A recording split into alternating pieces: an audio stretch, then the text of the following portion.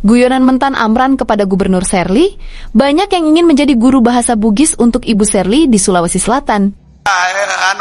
Cetak sak ore beres. Permano kata Ibu Sherly, jadi saya bicara begini apa? Tahu bahasa Bugis?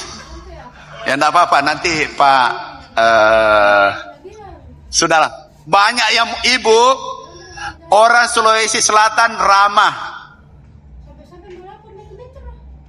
Itu orang Sulawesi ramah. Aku pastikan banyak ingin jadi guru bahasa Bugis untuk Ibu.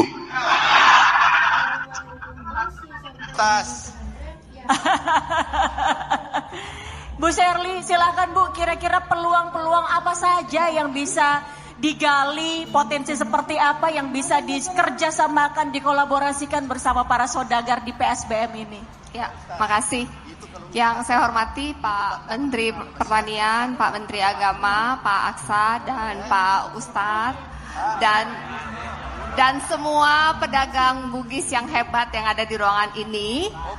Yang saya paham adalah bahwa pedagang Bugis itu biasanya tidak menunggu peluang, biasanya berlayar mencari peluang. Dan katanya kalau sudah layarnya dikembangkan, pantang mundur. Kabar baiknya angin di Maluku Utara itu sedang bagus. Jadi di Maluku Utara, izin Pak Menteri melaporkan pertumbuhan ekonomi tertinggi di Indonesia tahun 2025 kemarin, year on year di Maluku Utara adalah 34%. Tertinggi se-Indonesia. Kenapa? Karena hilirisasi dari nikel. Maluku Utara memproduksi nikel kurang lebih 40% atau 50% dari nikel Indonesia atau sekitar 20% dari nikel dunia.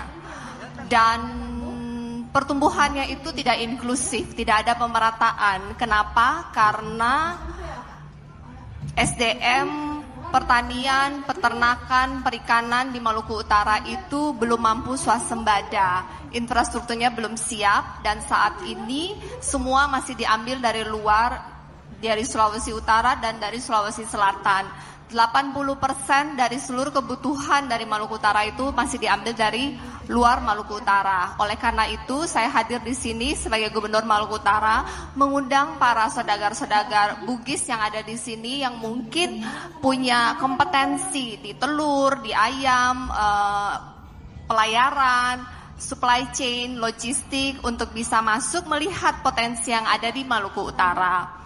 Sebagai contoh dengan penduduk sekitar 1,4 juta, kita itu punya kebutuhan ayam sekitar 25.000 ton per tahun. Dengan harga sekitar 40.000 per kilo aja, itu potensinya hampir 1 triliun. Dan untuk diketahui di Maluku Utara per hari ini harga ayam per kilo itu sekitar 50 sampai 55.000. Diakibatkan karena biaya logistik yang cukup tinggi, sehingga peluang untuk bikin peternakan ayam di Maluku Utara masih sangat tinggi. Begitupun dengan telur, dengan asumsi satu penduduk makan 1 butir telur saja, maka 1 tahun itu kebutuhannya sekitar 400.000 ton telur, dan dengan harga 2.000 aja potensinya 800 miliar. Untuk diketahui di Maluku Utara itu rata-rata harga telur 2.500, sehingga potensinya pun masih luas. Begitupun dengan tuna, kita di perikanan, kita Maluku Utara, Maluku, Sulawesi Utara, kita punya potensi ikan yang sangat besar. Berdasarkan data dari KKP Perikanan, kita punya potensi sekitar 14 triliun yang sampai hari ini baru dimanfaatkan sekitar 20%. Karena kurang armada tangkap, masih kurang investor, dan masih kurang cold storage dan processing lainnya. Begitupun masih banyak untuk cumi, untuk beras. Untuk kebutuhan beras itu kita sekitar 1 tahun 2,5 triliun. Dan terima kasih Pak Menteri sudah memberikan buka lahan baru 10.000 hektar. Harapannya kita mudah-mudahan bisa segera swasembada, bisa ada produksi semua kebutuhan bahan makan tadi di Maluku Utara. Oleh karena itu kita welcome untuk semua investor yang mau masuk, sehingga kebutuhan dari kawasan industri dan pertumbuhan ekonomi yang tinggi di Maluku Utara itu bisa disuplai dari dalam Maluku Utara. Jika ada pabrik dan hilirisasi dan produksi di dalamnya, maka bisa memberikan lapangan pekerjaan dan perputaran ekonomi yang baik untuk warga Maluku Utara. Selain dari itu juga kelapa. Kelapa itu kita produksi 1 tahun yang sudah berjalan itu sekitar 1,5 miliar butir kelapa per tahun. Dan itu potensinya masih sangat besar karena lahan-lahan ini lahan-lahan turun-temurun yang mungkin 1 hektar cuma 70-80 pohon. Padahal sekarang 1 hektar itu idealnya produktifnya itu 120 pohon per hektar. Dan terima kasih bantuan dari Pak Mentan, kami mendapat 22.000 bibit untuk peningkatan bibit, sehingga dengan pabrik saat ini 2 sudah jalan, 1 sedang bangun. Kita memastikan dengan merencanakan pembibitan yang baik, suplai bahan baku untuk kelapa itu bisa lebih stabil. Dan saat ini yang sudah jalan pabrik kelapa itu sudah sekitar 2 pabrik kelapa sudah sekitar 300 kontainer per bulan. Di pertengahan 2027 pabrik ketiga jika selesai akan 1.000 kontainer per bulan. Kita ekspor ke Cina produk coconut milk dan desiccated coconut. Jadi kalau biasanya kan bilang Maluku Utara kita pinggiran 3T. Kami sekarang membranding kembali bahwa Maluku Utara itu adalah pintu gerbang ekonomi baru Indonesia Timur. Jadi buat para pedagang Bugis yang ada di sini yang mau mengambil peluang di Maluku Utara, jika kalian siap kami tunggu di Maluku Utara. Wih, luar biasa. Terima kasih Bu Shirley. Belum Belum ya ampun. Masih banyak potensinya, silakan Bu. Nah, singkat saja, tadi kan sebagai gubernur saya sudah membuka pintu dan memaparkan peluang, itu pun ada cengkeh dan pala. Untuk kelapa kita nomor 4 senasional, suluk mungkin nomor 3, dan untuk pala kita nomor 7 senasional, masih ada cengkeh dan lain-lain. Welcome untuk datang berinvestasi dan melihat peluang di Maluku Utara.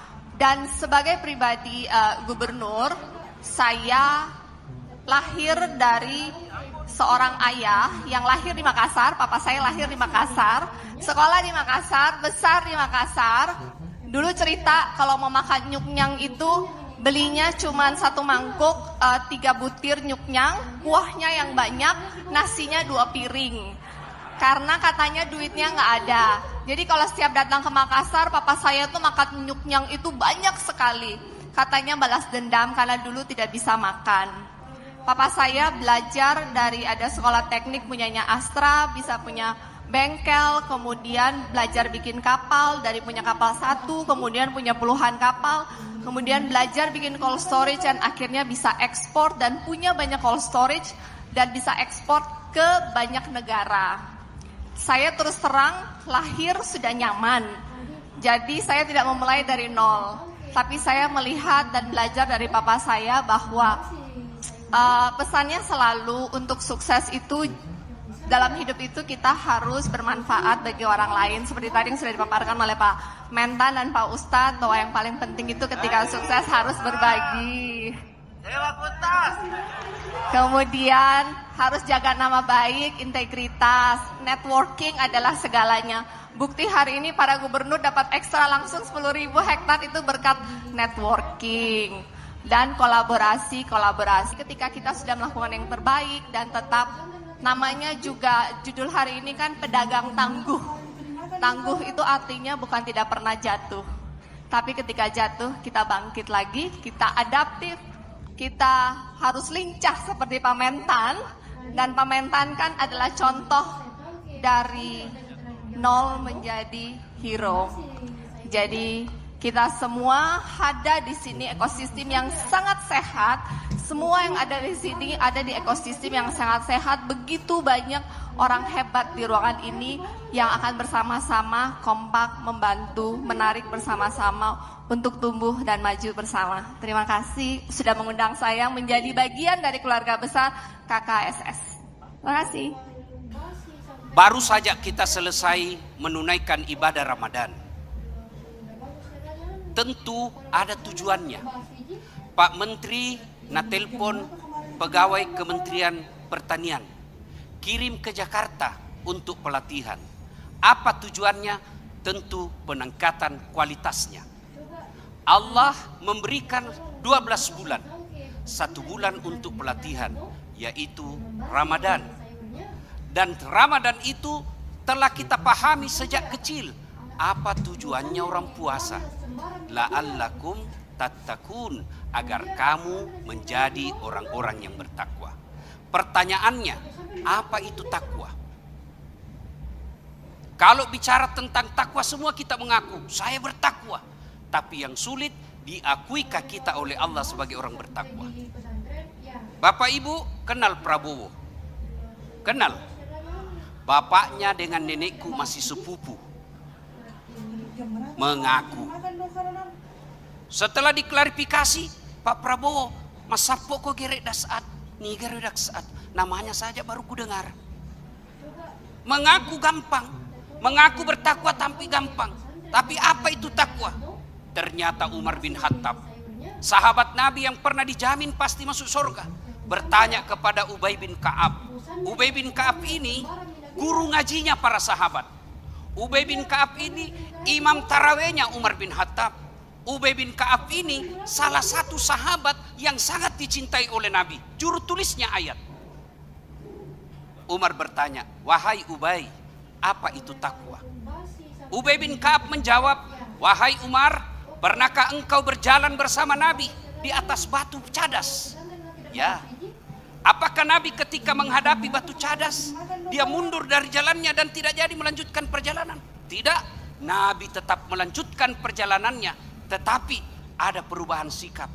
Dia sangat berhati-hati melewati batu cadas itu agar kakinya tidak terluka. Maka Ubay bin Ka'ab menjawab, itulah takwa, kehati-hatian. Nah, apa operasionalnya? 1, sebagai pejabat, berhati-hatilah melaksanakan jabatanmu. Alhamdulillah, engkau menteri tak bos, masu satoi sepak, ake telui menteri. Pak Amran Sulaiman. Susah-susah ton dicari menteri seperti ini, 3 kali menteri Pak. Dan alhamdulillah dilaksanakan jabatan itu dengan baik. Detona pakasiriki.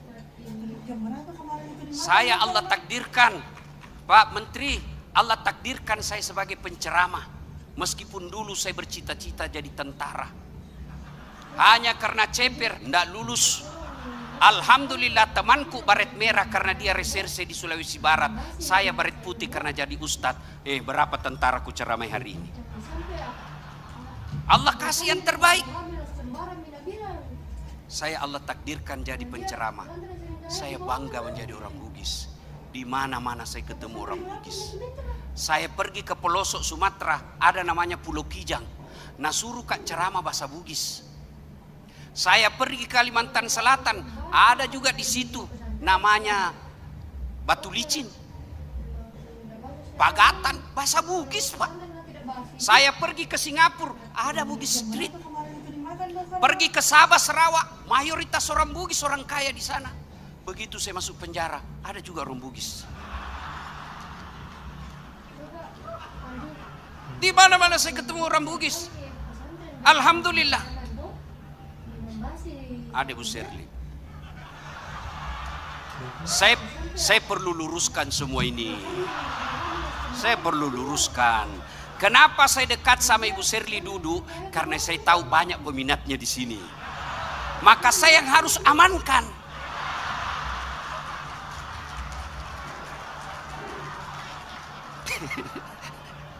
Bapak Ibu saudara-saudara, sebenarnya saya dekat dulu sama Supriyansa, tapi saya bilang ndak aman Ibu Serli kalau ndak didekati ulama. Bapak saudara-saudara sekalian, nah hati-hati melaksanakan jabatan. Umar bin Khattab malam hari menangis, ditanya sama istrinya, mau ke Amirul Mukminin, Pak Presiden, kenapa kau menangis? Dia bilang, ada kemarin itu onta terpeleset. Jatuh kasihan karena jelei jalan. Saya tidak tahu apa ku jawabkan nanti di hari akhirat. Onta jatuh karena jelek jalan Umar bin Khattab malamnya. Bingung apa jawaban di hadapan Allah. Dengar ki Pak Bupati. Dengar semua ki. Kalau ada jelek jalan na terpelese wargae. Masih sakit tu mati tanai. Pak Bupati ada jawabannya. Nah bilang sudah ku kasih anggaran, DPR tidak setuju. Pernah kita dengar ceritanya anggota DPR di akhirat. Kan masuk surga ini penghafal Quran. Begitu masuk surga penghafal Quran, dilihat kenapa banyak anggota dewan dalam surga. Nah banyak anggota dewan di penjara. Dia protes sama malaikat. Malaikat, kenapa banyak di surga ini anggota dewan? Dia bilang malaikat, jangan mau ku ribut. Reses jitu.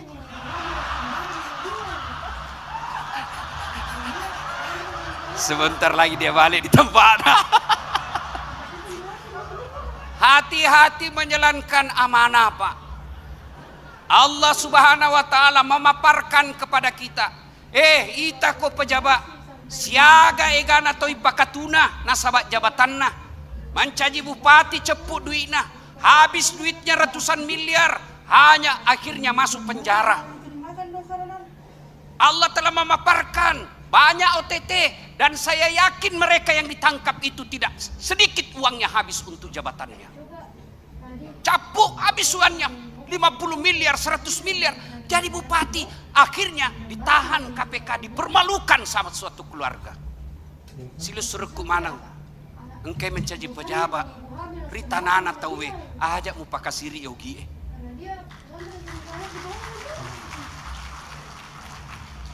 Jangan mempermalukan orang Bugis. Lebih baik uang kita habis untuk rakyat daripada habis harga diri kita ambil uang rakyat. Ya royasa ngogi pas sompet siri na pace. Masiri kok. Kau capuk duimu mencaji pejabat penjara kok. 60 miliar habis 100 miliar. Oh, Pak Menteri, kalau saya ada uangku 100 miliar, Pak, saya kawin lagi. Saya sogo mama necek 20 miliar goyam yo takna. Ini 20 miliar tabung mako. Saya mau kawin lagi, nah bilang kawin mako lagi.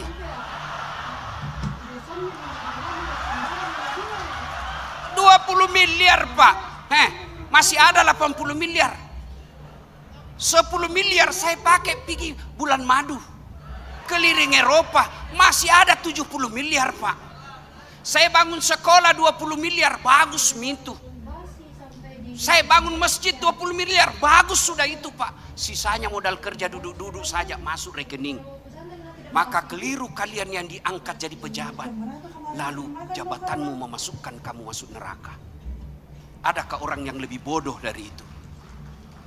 Maka wajar ketika Allah berfirman, sungguh manusia bodoh lagi menganiaya dirinya.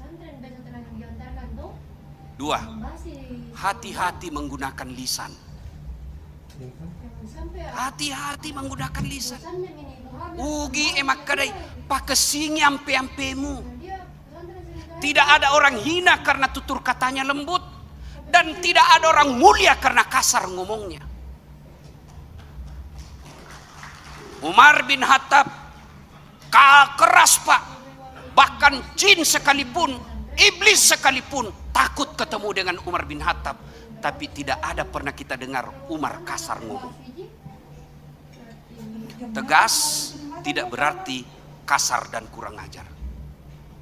Mahasiswa saya, Pak, saya kasih konsekuensi. Kalau dia terlambat, kesepakatan jam 10 masuk, terlambat 10 menit tidak boleh masuk. Dia datang, Assalamualaikum Ustaz. Waalaikumsalam. Aduh, jam berapa mestinya masuk, Dek? Jam 10 Ustaz. Jam berapa mini, Dek? 10 lewat 10. Di luar makin saja dulu, Dik. Nanti baru kita ketemu lagi. Enak perasaannya. Kenapa? Saya menerapkan aturan tidak mesti kasar. Coba kalau saya kasar, bodoh memang kau, keluar kau. Begitu keluar, nak kasih kempes bawa mobilku. Pakesinya di Adamu.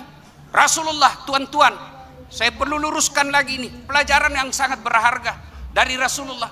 Ketika beliau hijrah dari Mekah ke Madinah, kemudian mau memperbaiki struktur masyarakat di Madinah, ada 5 perintah Rasulullah yang menjadi perintah harian pada saat itu. Satu di antaranya, ahsin kalamaka, haluskan tutur katamu. Zaman medsos Pak, hati-hati bertutur. Banyak orang jadi hina gara-gara mulutnya. Maka hati-hati. Maka itu sehingga perlu adanya staf ahlinya itu pejabat. Itu penting ada staf karena di kode habis waktu. Bapak Ibu saudara-saudara sekalian, pada akhirnya karena waktu terbatas, saya bangga menjadi orang Bugis. Di mana-mana kita alhamdulillah mengangkat harkat dan martabat. Ciri-ciri orang Bugis kalau merantau Pak, pasti malabo, pasti dermawan. Salah satu ciri orang Bugis, saya keliling, Allah takdirkan saya jadi penceramah. Apalagi kalau mau pilkada, saya paling laris Pak. Di mana-mana KKSS diperebutkan. Kenapa? Karena kalau dia jadi tim sukses, tidak ngambil uangnya orang Pak. Dia habis uangnya untuk kasih menang orang. masih rik itu kali balik otomu. Itu orang Bugis Pak. Alhamdulillah, bersyukur kita jadi orang Bugis. Satu, begitu kita sebut orang Bugis pasti Islam. Orang apa kok? Bugis, pasti orang Islam. Orang apa? Jawa, belum tentu. Itulah, alhamdulillah kita Bugis. Maka ajak mau pakai siri-siri. Bagus sekali tadi bahasanya. Sompek macapak deceng, lisu mapa deceng. Itulah orang Bugis. Alhamdulillah, karena waktu yang terbatas, akhirnya saya ingin berpantun. Tolong ucapkan cakep. Ibu Serli naik perahu. Yang penting kita bersatu. Ibu Serli naik gerobak. Yang penting kita kompak. Ibu Serli masih janda. Urusannya Pak Menteri. Ada kabar ya Pak? Ini enggak kan sampai mau pakai jati. Ini jangan tuh. Apa itu? Belum. Pak Medi. Jadi Pak. Kita pembukaan dari kita. Dari anak-anak.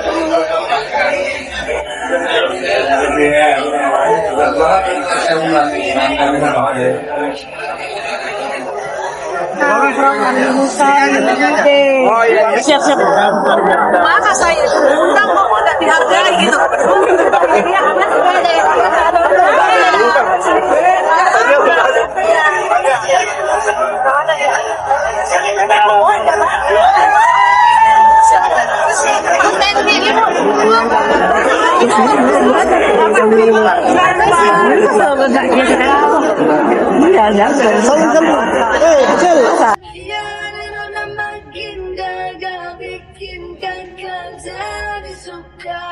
lu ada yang bukan luas sekarang lampu merah-merah kekalian sambal manis pulang rantau dari bandar aduh ada nunda cantik lalu pasang gaya depan kakak bahwa saya punya nenek dari Jeneponto dari Putri bahasanya kan saya punya bapak itu. Cuman tante-tante yang kesana juga sudah meninggal. Jadi, tapi kan di Makassar ada Suita Tour. Iya, dia juga nggak tahu. acara udah mau.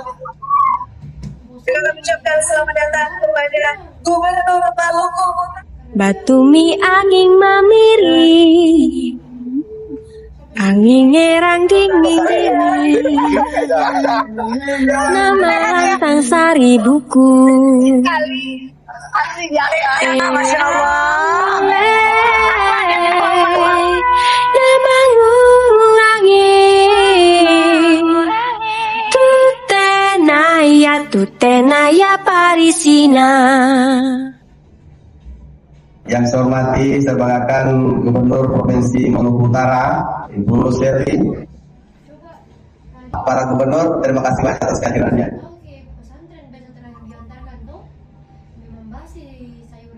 Karena ketua KKSS Pak belum berito iye. Tapi seru. Tenaya Mus Gubernur Sulawesi Tenggara di samping kita, karena dia akan terjemahkan supaya komunikasi lebih akrab. Saya di kampung ini saya Bu, sekarang berevolusi lumayan sekarang, bolehlah sekarang dari 1 sampai 50. Nomor 8. KPSS 49 tahun dengan usung tema sifat tokoh berpensiun bersama dengan mensuarakan masa depan.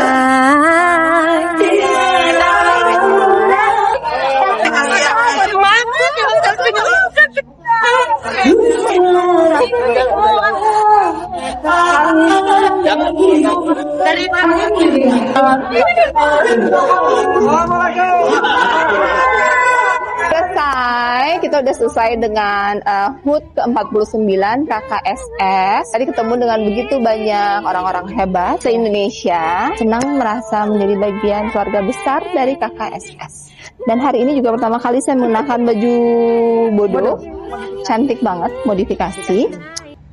Merasa iri itu sesuatu yang out of your control. Tapi dengan berdoa dan dilatih, rasa iri itu bisa hilang. Dan harus bersyukur.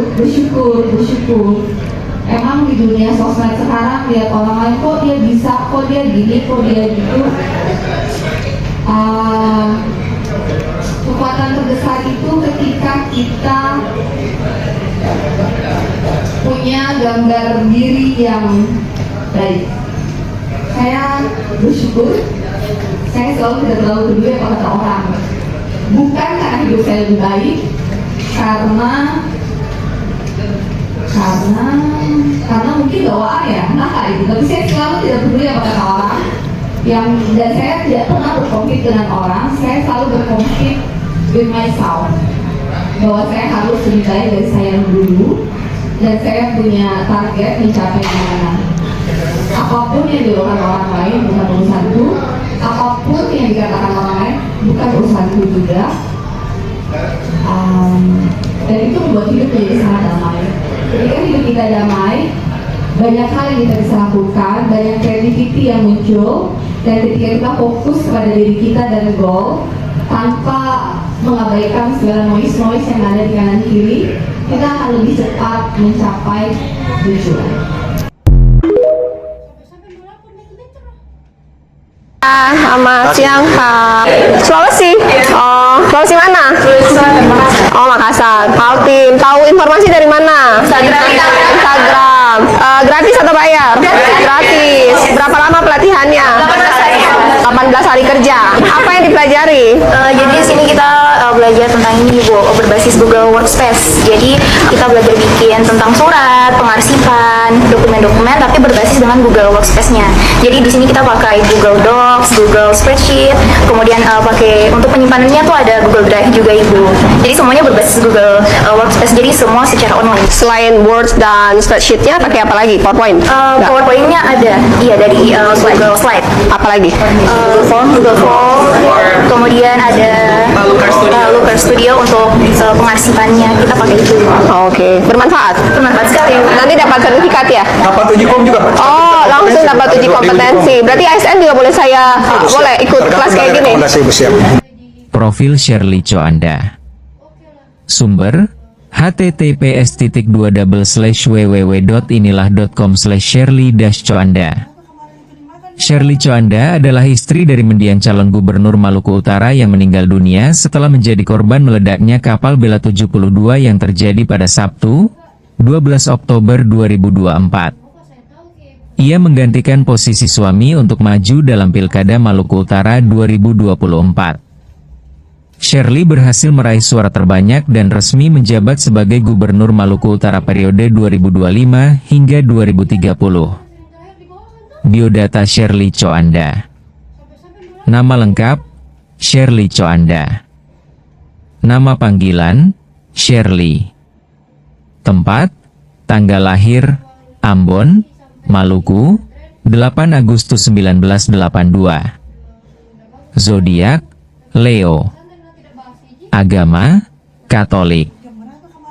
Orang tua, Paulus Coanda dan Maria Margareta Liem. Pasangan, Benny Laos, meninggal. Anak-anak, Edbert, Edelin, dan Edric. Berat badan, 57 kg. Tinggi badan, 170 cm. Media sosial, TikTok, Instagram, Facebook.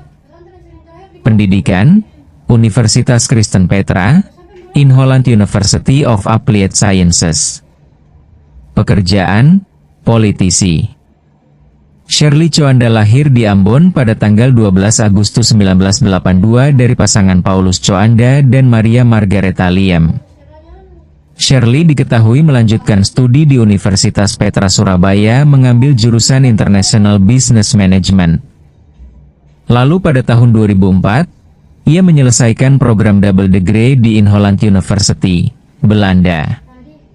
1 tahun kemudian, tepatnya pada tanggal 28 Mei 2005, Shirley menikah dengan politisi bernama Benny Laos.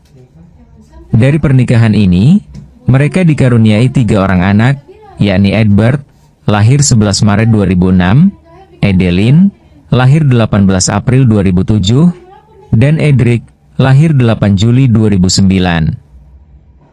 Sayang, Benny Laos dinyatakan meninggal dunia dalam peristiwa tragis meledaknya kapal Bella 72 yang terjadi di Kabupaten Pulau Taliabu pada Sabtu, 12 Oktober 2024. Kegiatan organisasi Shirley Coanda.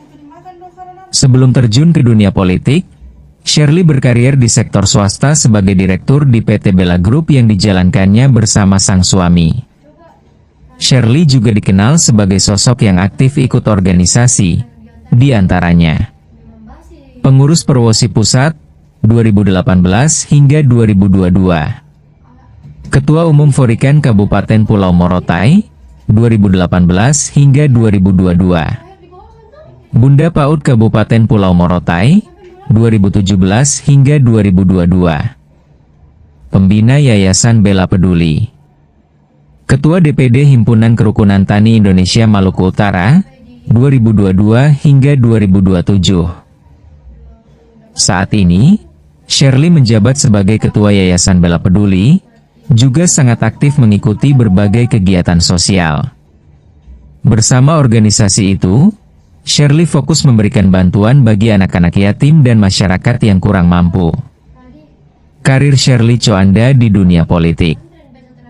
Shirley Coanda mulai terjun ke dunia politik setelah calon gubernur Maluku Utara, Benny Laos, yang juga merupakan suaminya, dinyatakan meninggal dalam peristiwa tragis. Kepergian sang suami tidak hanya meninggalkan luka bagi keluarga saja, masyarakat Maluku Utara yang sudah mengenalnya turut berduka atas peristiwa ini. Tak lama setelah kepergiannya, Shirley mendapat dukungan dari 8 partai koalisi untuk melanjutkan perjalanan sang suami. Akhirnya, Shirley Coanda menggandeng Sarbin Sehe untuk maju dalam Pilkada Maluku Utara 2024. Shirley sempat ragu ia tidak akan mendapatkan suara yang cukup. Namun hasil rekapitulasi resmi dari Komisi Pemilihan Umum, KPU, menyatakan hal yang berbeda. Ia berhasil meraih 359.416 suara dan terpilih sebagai gubernur untuk periode 2025-2030. Gaji Shirley Coanda. Berdasarkan Peraturan Pemerintah, PP, Republik Indonesia Nomor 59 Tahun 2000 Pasal 1, setiap kepala daerah provinsi atau gubernur berhak mendapat gaji pokok sebesar Rp3 juta per bulan. Selain gaji pokok, gubernur juga akan mendapatkan tunjangan jabatan sebesar Rp5,4 juta sesuai yang diatur dalam Keputusan Presiden Nomor 68 Tahun 2001. Dengan demikian, setiap bulannya Shirley Coanda sebagai gubernur Maluku Utara akan menerima gaji sebesar Rp8,4 juta setiap bulannya. Harta kekayaan Shirley Coanda. Dikutip dari situs resmi LHKPN, Shirley Coanda tercatat memiliki harta kekayaan sebesar Rp709.760.235.594. Nominal itu membuat dirinya disebut sebagai salah satu gubernur terkaya periode 2025 hingga 2030. Dalam laporan harta kekayaan itu juga dijelaskan secara rinci mengenai nilai aset yang dimilikinya. Berikut rinciannya. Tanah dan bangunan, 201.133.967.263 rupiah. Tanah dan bangunan seluas 757 M2 1200 M2 di Kabupaten Kota Manado. Hasil sendiri, 410 juta rupiah. Tanah seluas 379 M2 di Kabupaten Kota Manado. Hasil sendiri, 180 juta rupiah. Tanah seluas 371 M2 di Kabupaten Kota Ambon. Hasil sendiri, 150 juta rupiah. Tanah seluas 12.000 M2 di Kabupaten Kota Pulau Morotai. Hasil sendiri, 120 juta rupiah. Tanah seluas 21.992 M2 di Kabupaten Kota Pulau Morotai. Hasil sendiri, 186.932.000 rupiah. Tanah seluas 67 M2 di Kabupaten Kota Pulau Morotai. Hasil sendiri, 67 juta rupiah. Bangunan seluas 0 M2 di Kabupaten Kota Pulau Morotai. Hasil sendiri, 200.020.035.263 rupiah. Alat transportasi dan mesin, 7.063.315.200 rupiah. Mobil, Land Rover Air Rover tahun 2019, hasil sendiri, 3 miliar rupiah. Mobil, Lexus tahun 2023, hasil sendiri, 2.557 juta rupiah. Mobil, Toyota Alphard 0 tahun 0000, hasil sendiri, 241.315.200 rupiah. Motor, Kawasaki, sepeda motor tahun 1900, hasil sendiri, 115 juta rupiah. Mobil, Hummer Jeep tahun 1900, hasil sendiri, 1.150 juta rupiah. Harta bergerak lainnya, 37.575 juta rupiah. Surat berharga, 245.324 juta rupiah. Kas dan setara kas, 146.173.849.119 rupiah. Harta lainnya, 96.968.144.090 rupiah. Hutang, 24.478.040.078 rupiah. Mungkin lebih saya yang mengingatkan diri saya bahwa mereka hanya punya saya dan saya harus kuat untuk mereka.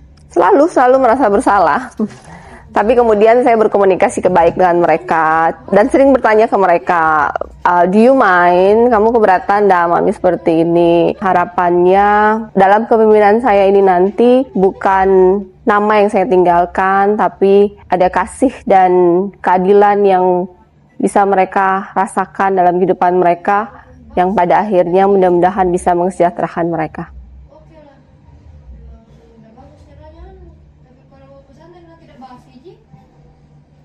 Momen kehilangan, ketika saya kehilangan pasangan hidup, membuat saya sadar bahwa hidup itu hanya titipan. Bagi saya, otoritas yang dititipkan oleh warga Maluku Utara saat ini, saya pakai untuk membalas kebaikan Tuhan yang sudah memberikan saya ekstra waktu, dan harapannya dalam kepemimpinan saya ini nanti bukan nama yang saya tinggalkan, tapi ada kasih dan keadilan yang bisa mereka rasakan dalam kehidupan mereka, yang pada akhirnya mudah-mudahan bisa mensejahterakan mereka.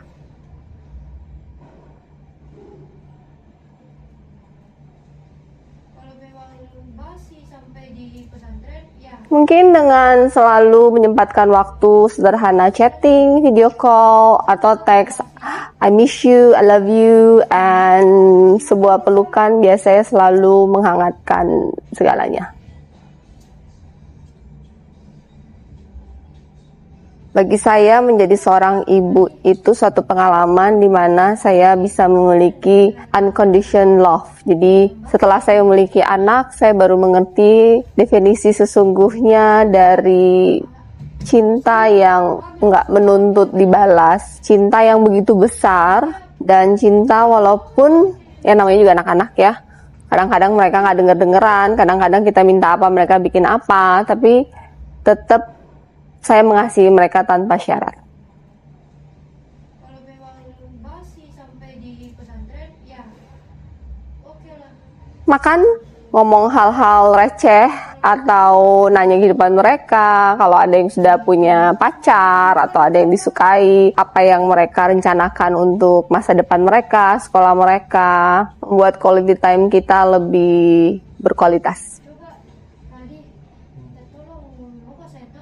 Saya bangga melihat mereka cukup dewasa menurut saya, cukup kuat, cukup tegar, memaknai dan menghadapi kehilangan papinya dan harus menerima bersamaan maminya yang nggak bisa selalu bersama mereka. Saya bangga melihat mereka kuat, dewasa, dan tetap memikirkan orang lain.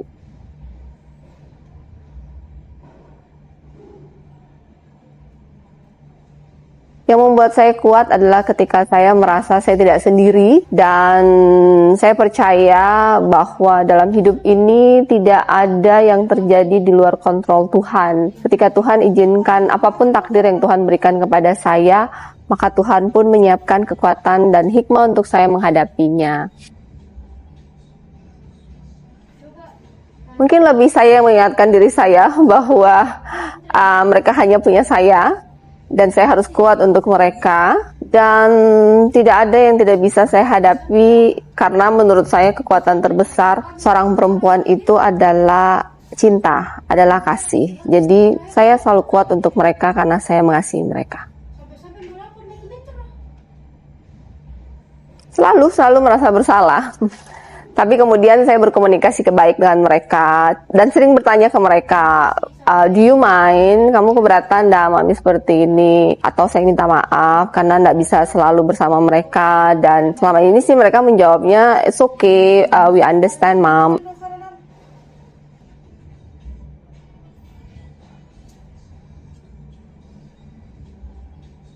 Ini mungkin quotes yang dari almarhum suami saya juga ke saya, dan menurut saya itu sangat membantu ketika saya melewati proses ini, bahwa keikhlasan dalam hati itu yang menentukan masa depan kita. Jadi apapun yang terjadi dalam hidup, baik atau buruk, kita ikhlaskan saja dan lakukan yang terbaik, dan pastikan selalu ada kasih dalam hati kita sehingga tidak ada ruang untuk kepahitan. Mungkin untuk semua ibu-ibu hebat Indonesia, tidak perlu untuk menjadi sempurna, tapi berikan apresiasi kepada diri kalian yang setiap hari memutuskan untuk berjuang, untuk bekerja, untuk bertahan, dan untuk tetap mencintai walaupun kadang kondisi tidak ringan.